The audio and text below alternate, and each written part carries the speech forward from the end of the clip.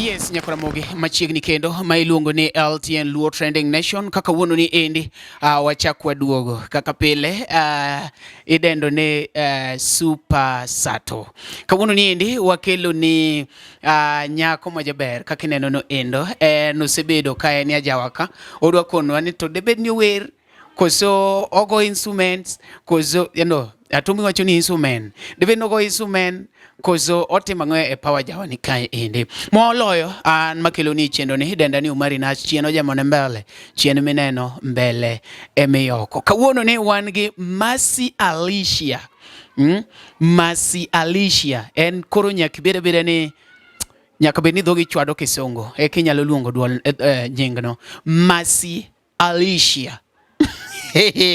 Masi Alicia kapok wachako kikwong mos jopiny mose jopiny amoso ni okwe uru kaka uwinjo no nyinga en Masi Alicia. Yes. Masi Alicia wa aneni kaendi sebede power jawa kama tin kapok jiunge gimetime power jawa kungi konge ni to Masi Alicia nyakanye. Masi Alicia nyagem kathomo. Game kathomo. Okay. To ajawaka. No ingeni okapenjo maraji ingeni ber ka jopiny ng'eyo ka kisewacho ni Masi Alicia nyagem koro ingeni nikech wane pap mara jawa nyaka koro wang'e jowa te moluorowa koro pap mara jawa ka pap mara jawa ka I'm just a fan. Asebedo fan mar Ohangla. Yeah, for a long time. To gimano inspire na kuom Ohangla sana is not you as a dancer way back before Batok kaka mar Ohangla. I used to work as a dancer in a general like chon not yogi our local artist kina Nameless. I used to work at a certain academy ilongo ni Sarakasi Dom Ningara. Yeah. So yeah, I quitted dancing for due to some circumstances, big challenges were there. So when you say nitimo dance kaka your profession, I was working as a dancer. Yeah. So you are dancing a club, koso like when the kagitimo shoot, koso how was it? Sarakasi Dom was like an academy. So artist gonenya lo biro at times. Artist ko biro, we used to have a choreographer like koro kaka mkubwa wetu. Ma ineza an artist kidwaro maybe ibiro iwogi mkubwa wa iwachona I need like 6 dancers. It was combined bege acrobats. Koro onyalo wachona I need like 6 dancers. I need acrobats be a certain number koro kamano koro mkubwa wacha will select cause tulikuwa wengi nen kaka school. Yeah, it was like a school. Koro ere kaka ne shift from working with urban ilungo gini urban music. Now how did you quit from urban music to Ohangla music? Like I've said, due to circumstances, I needed to go back to school because nilikuchule kidogo. Kurama, that's why nkechinangi passion ma dancing since time manane school back then in high school. Koro time na take time that I was not in school koro cause I had nilikuwa nimezoea these dancers, they'd come to our school time mag entertainment and then some of them were negin neighbors were. So I just asked them, okay, I have passion for this thing, how can I go about it? Koro negingi san, you can come, we first do auditions, then Gingis all that steps, so I went for it. Okay. Yeah, and I worked with Sarakasi dancers for about 1.5 years. Okay. Yeah, then I quitted. I needed to go back to school. Yeah, vitukaiza, and then I gave my life to Christ. But I was born again. Those are some of the things. You were born again? But not even Monica quit is dancing because none know they were not godlike. Oh, they were not godly. Yeah. So in short, nina noni bwana magigi gepeny. Yeah. Yeah, he was really born again. By the way, no wara for real. Kasta ngote more mogulie warwok nikech ingeni kiwacho ni no worry for real to an kakungo neni taneni e ajawa koro ing'e ni dhiera ni to ni born again gi ajawa how My backsliding is there. so that is the story that we need to get ere kaka ni backslide mane gi modo gini ni chako gi modern like the urban dance urban music kasto wari me quit dance koro ere kaka notimore to mane monogo e kanisa makasto mi backslide miduoge ajawa. I can say, okay, I don't know if it's for a good thing or a bad thing. Actually, my name, Alicia, comes from my daughter. She's called Alicia. She's 5 years old right now. And I can send Gimano Changia Anku backslide was when I met his dad. Okay, his dad was more kwa vitu za worldly, like, so, things. Dance. Shisha things, like, kaka shisha, alcohol, stuff kwa hizo. And then, when you're in love, those are the things that can make you be at times to lose focus. So yeah, like that nikapata. After I just gave birth, choka too. And then he was a Muslim. So like for me to be with him, I needed to convert abed dini yao for us to be as a family. To kidogo benane no pek ku convert no koro. Those were some of the challenges be managed changia ne backslide. Manyiso ni samane inkani endi ni idonje relationship ge the father of your daughter. Ingeni kiwacho ni the father of your daughter, you've not called him a husband. Manyiso ni okun kanyakla. No, we were not married actually. Yeah. Koro ngani no mi backslide okay. Ere kaka norwaki Ohangla nkech ja Muslim tok nyal miela jawa. Koso no miela jawa takia. No komila jawa. And koro, like I said, hapo nyuma gimano dio keto nikawa interest mara jawa was I was thinking of going back to that field of dancing. So actually I wanted to work as a dancer. There is certain live band I attended. I won't name the artist, but I reached out to this guy and I tried to talk to him like, hey, I'd like to work as your dancer because I used to work as a dancer and niko na passion of dancing and everything. But okay, not for a bad, okay, I don't want to be stuck in onge vibaya, but some of these Ohangla artists, they can be tricky because, okay, okunoko nyani reach the dream I wanted.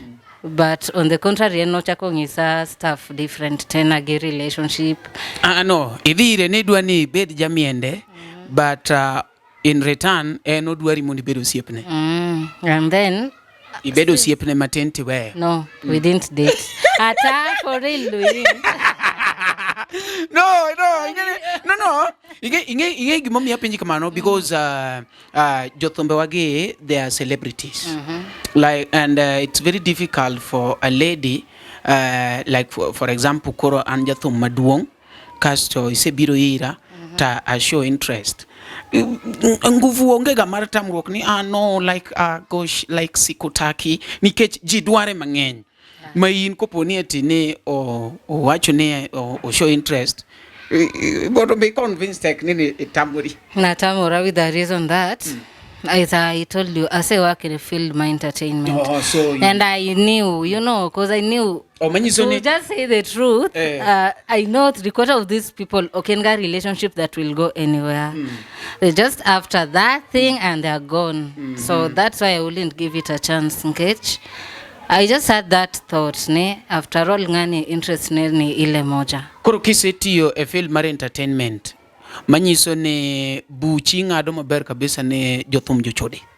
Yeah, clearly point blank. Jothum Jochode. Come beat me. Mane gimini luoro ne maibor kamano. Wacha ne Jothum Jochode. Ko ingeni kiwacho ni Jothum Jochode nyiso ni in gi experience.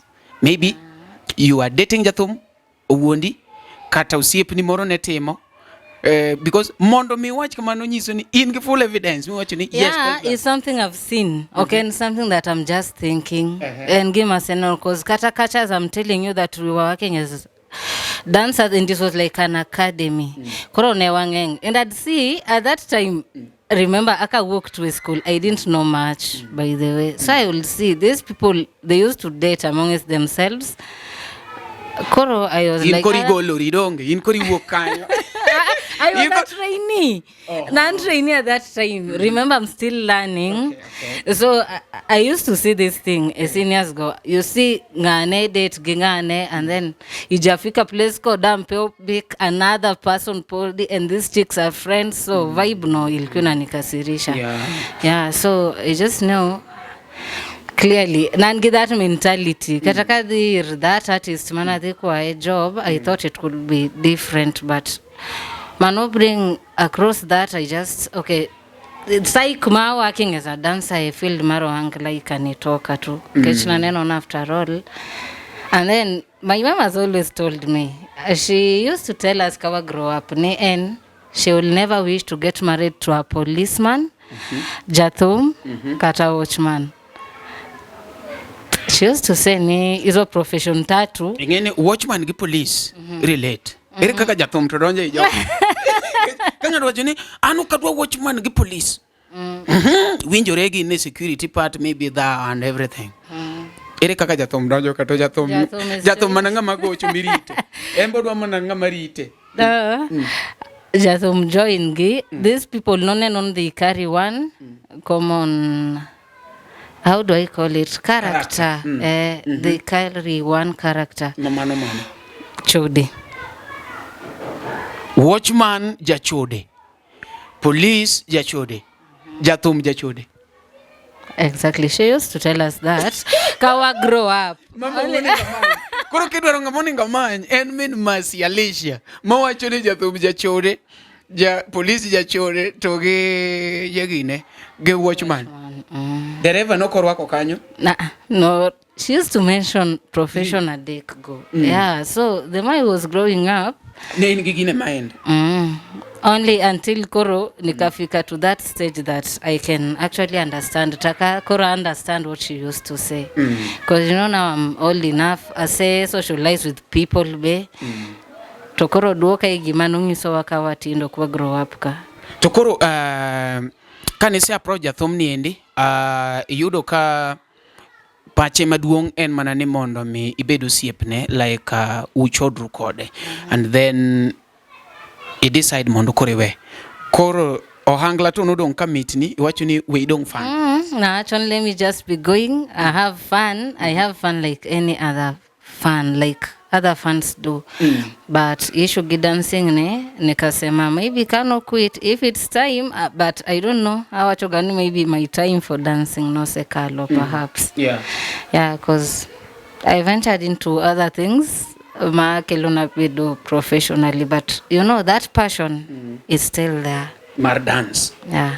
Koro in kaka sane fan mar Ohangla nyaka ibede field ni endi mara jawa be sechopo kuma kichope get tibedo identified ni mano masi Alicia we donji kechane kan ti fans moko makuri sebedo fan makoro nyaka ji be recognize like inyalo mana donjo koso into pokichopo kanyo podi chudo.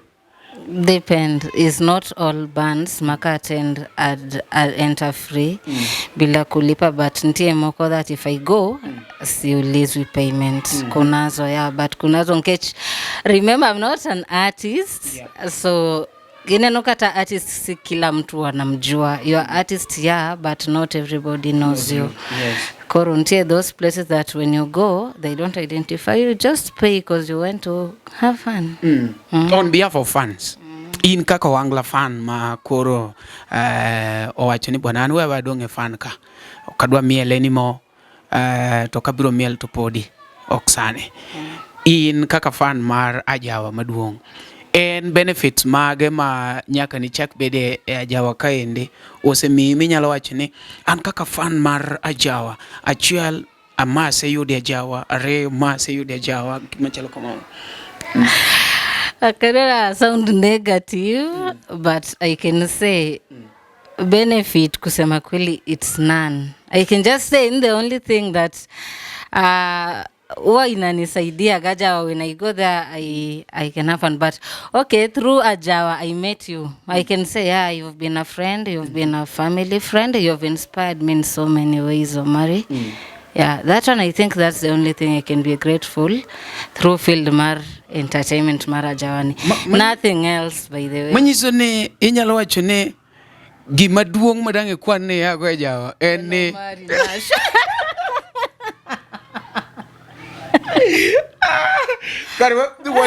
was a bit legends. Yeah. Onge kata Jothum mise make go friend midang watch ni ngane is my friend, like a friend that you can just call. Ingeni a friend en ngami nyalo call ka you don't have even a topic, like you just greet. Ngama kigocho netonya, it must be a business.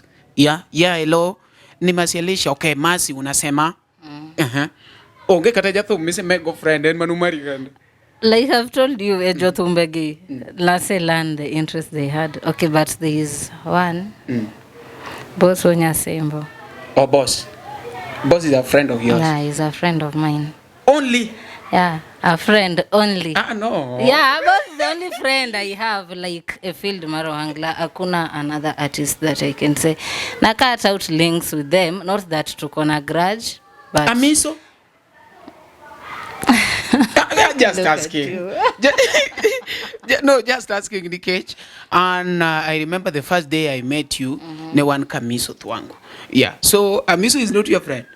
He's not my enemy either. Oh. This is a Jothum because so frustrating mangeny makawune ri dai gene. Joga nyaka bedo so frustrating sana. Surely you deny? No, I'm not denying. Archon is not my enemy either. But yeah, Amisa is a friend. It's just that we barely talk. Okay. We barely talk. We Okay. Na friend moroma ungo close madange wachi madange mention.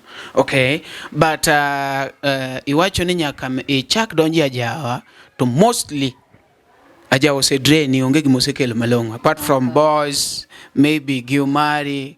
Those are some of the few friends you can mention. The rest is just frustration. Yeah, it's frustration. Frustration to the meal. They like, okay, Tangune up to that extent. But it was not one artist. Manadire, like I just told you. You know, you try and try. You can something you have passion for. Yeah. So you watch on my anenoka motive ne. Sipoa, let me try another one.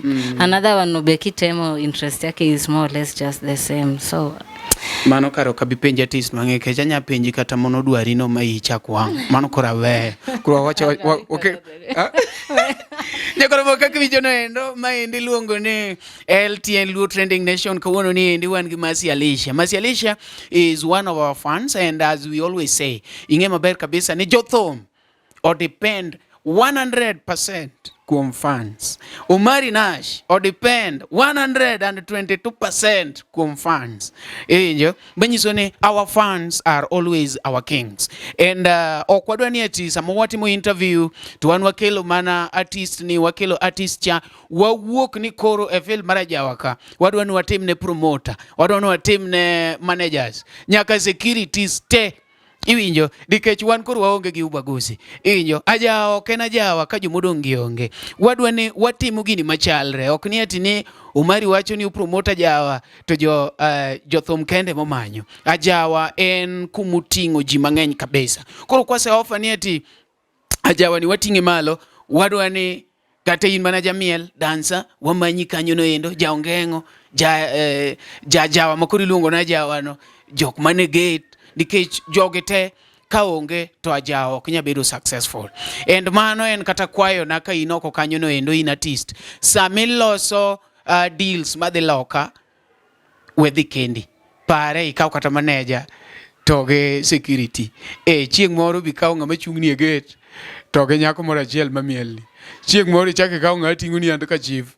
Iwijo walok joge mondo mi wa promote uru Ajawa. Koro Masi gi sani endi en ngama kiwinjo thumbe ne tiwinjo ka juo kitugore Ajawa ka ende nitiere kako kete ni Umari is the king, Marajawa, oh, Kiangane is the king, Angane overtake ngane.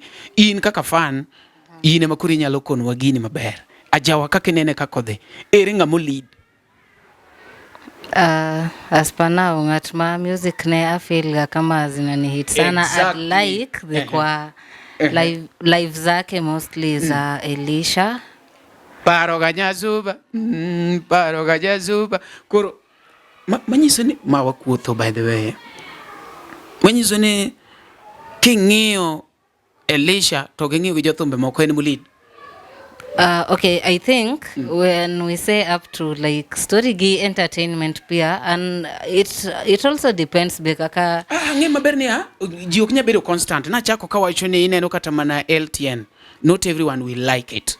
Yeah, and kata kopo ni igolo thum maber, not everyone. Kore momiya penji according to you.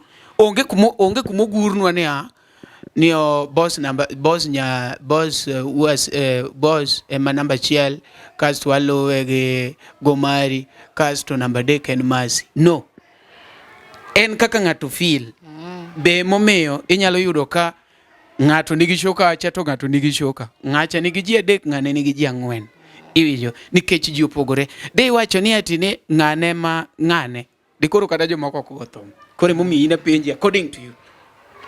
According to me, and at least Alicia, because I like how also socialize Adina fans wake. You know, he's not someone who is proud. Hana that pride in him. Yeah, that's why I'd select him. Makomi kokoni ati ikwan your best 3 Ohangla artists. He'll be number 1. Alicia, number 2. Number 2 would be okay, Pokawa they call live in, that's why I won't mention him. But I don't mind his songs. Number 2 will be Amiso, his songs are not bad either. Yeah, he'd be number 2. And then number 3 will be Boss. Boss wenye sembo.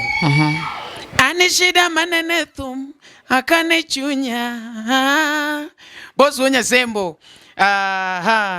Angene akelo boss wenye sembo one of these fine days. Ibiro winjo boss wenye sembo kanyono endo. Kopo ni idwange stoch boss wenye sembo inyalo manyo LTN. Stoch Alicia Toto nie LTN kaende. Stoch Amiso Thwango nie LTN. Mage Jothum bedek mokwanwa. Okwana ni number 1 en Alicia Toto.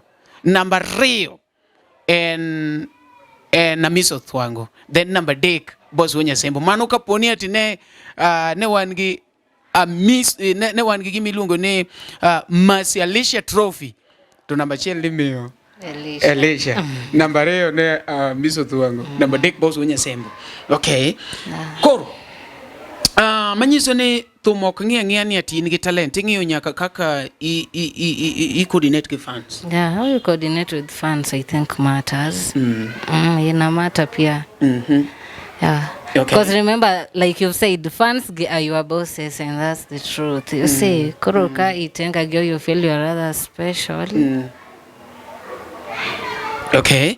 To in onge embarrassment moro machieng moro maybe sayudo one of these artists maybe he said the idwa miele tiwacho ni we the stage mondo go kod picha koso you are not of that type mar donje stage go picha. I'm not. Nyaki kon jinene in gi ngane bwana. Show mangane. I don't do that. I don't, unless we are friends, like I said, and we are close. Koro tangwa either stage, I know clearly hakutakuwa na issue like that. Okay. Yeah. To iwachuni gini papo tudore, especially marajawane. Pok yudo ka maybe ngami date ng'ato mabe date makas tu date true gimoro machalo kamano. Koso in ere kaka de kode. Generally relationship change ya jawaka. Relationship marajawa I wouldn't know. Poker date jajawa personally, so I wouldn't know. Miela me be safe. I've not dated ngato yote field marajawa. To are you taken koso in single mondo igonjo gi thuolo makopone ng'ato chunye chwero oko kanyo owachne umari nyako mane itimo interview cha no wacho ni en single adwa ni wabed kodi achiel. Single. I'm single. Why are you shocked? Ok ni an shocked like no pare ng'ato ng'eni koro wuochi kacha by the way. Ki joke to be serious. I'm not joking. I'm single. Uneno from yeah. Jakoro kaka winjo no endo ma iluongo ne Masi Alicia, iwinjo ko wacho kacha ni en owacho ni en single. Ne bwana kikado the batek please. Owacho ni en single. Koro ka in kanyo to maybe ni gine ni date. Tafadhali med gine matin, med and strength matin, opokore dheka. Med strength matin. For the last time you are taken. I'm single.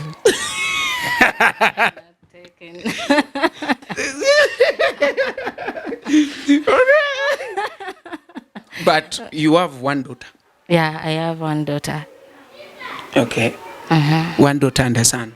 No, only one daughter. She's 5 years. Okay. Yeah.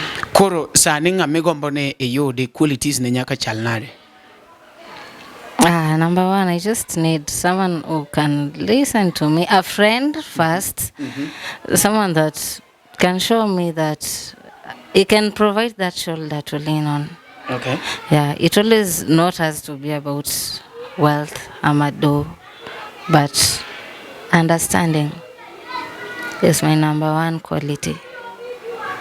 Makaja jawa moro biro magothum to wacho ne oheri like he can understand and do all those stuff. Ajawa to wewe wa miel wadong fans. Sister of na relationship. Dongi wacho ne like ngamidwaro nyaka bida friend. You've mentioned some friends here. Yeah. One gi boss wonya sembo, one go Mari Nash, one ga Miso Thuango, one gi Alicia Toto. Wawachi ni jiadek jomekwano gi. One kaka jojawa. Wa approach koro wawacho ni Masi like waeri wadwa bede relationship. One of them okni koro wabiro wate. You can't still give us a chance like we are your friends already. I have that mentality that it will end up messy. So no, I won't give you a chance. I'd rather we just be friends. When you joke, more or less they give me that brotherly figure joke, my list go, you know. So I just like how kawanya socialize ka friends. Relationship wise, no. Okay. Nyakoro mo kaki winjo no endo ma podwan gi Masi Alicia.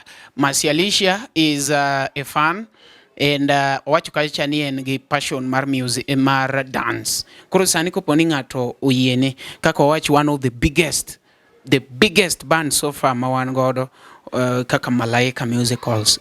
Sani yudo invitation. Hello, how are you? I'm fine. I'm Pius Mudo. I'm calling you from Malaika Musicals. We want you to be a dancer.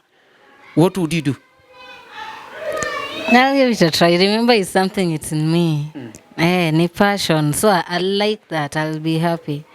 You know, because mano give me an invitation. It's different from something manamade kutafuta to unapata conditions my feel you can't work with, you know. If I give me invitation, maybe it's because they'd like to give you a chance, Pia. So yeah, I like that. Okay. So you are based in Nairobi? Yeah, I'm based in Nairobi.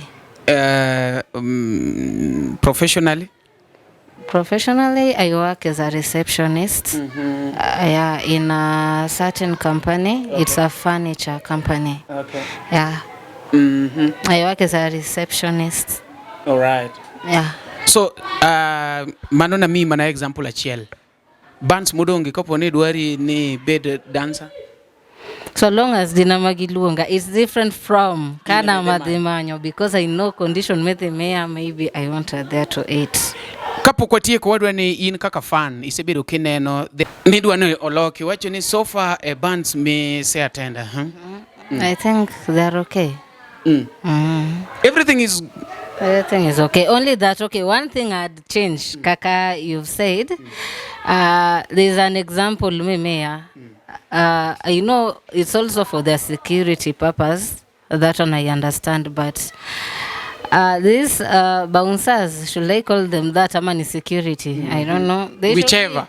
They should be mindful of how they treat the fans, because maybe you don't need in fan like in that, like you said, and then or me security ingine heaven, you'll just like to take that video, maybe I'm a selfie.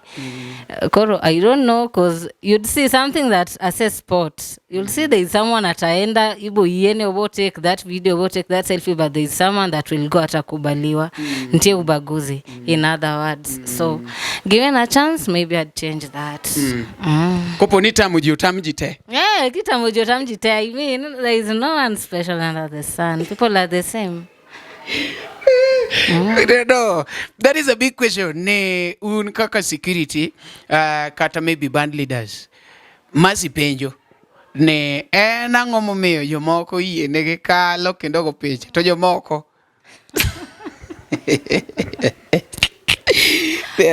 Kare corruption ne kumora mora.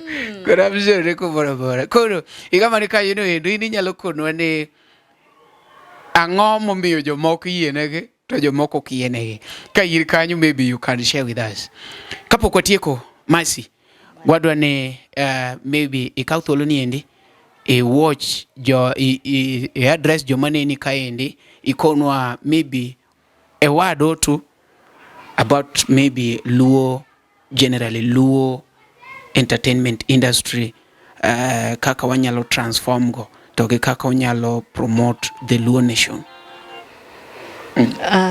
Generally, first of all, I'd like to thank everyone that has been watching. Thank you for being with us. So, generally, I just like it, the fact that I am a Luo. I like how Luo do their stuff, only that they're different. Kaka wacho.